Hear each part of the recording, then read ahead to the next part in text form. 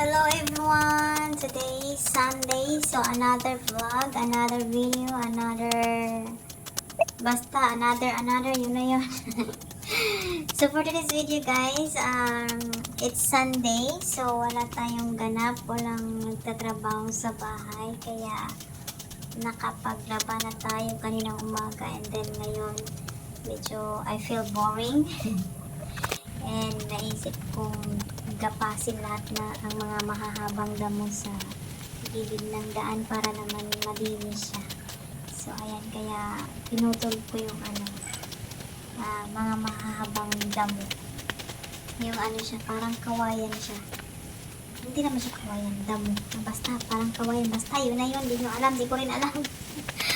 Ay nako, so basta yun siya guys. Pinutol ko lang siya kasi sobrang haba, and then hindi masyadong kita yung bahay sa daan, kaya yan, mabait ako for today's video. O diba, ganun lang siya guys. O yan, tapos ko siyang pinutol or balian. Sinunog ko rin siya guys para naman malinis talaga. O diba, ayan, sinunog ko na siya guys. Nagkuha ko ng maraming kasi maraming mga carton tsaka yung mga bubble wrap galing sa mga parcel, kaya sinunog ko na siya.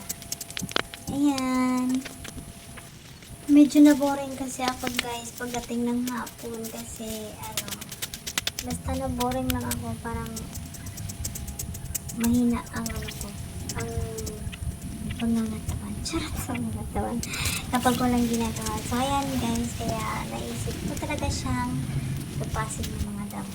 Ayan siyang, diba?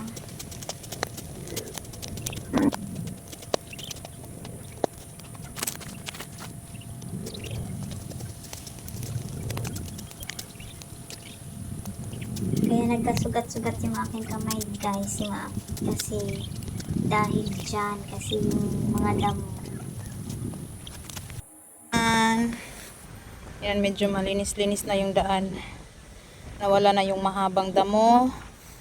Kikita na sa daan yung bahay. Hindi na mahirapan ang maghanap sa akin. Charot lang. So, ayan na siya guys. Medyo malinis-linis na, and makita na yung bahay sa daan, sa kanto. Yeah, thank you for watching guys. Bye! Amping ang lahat.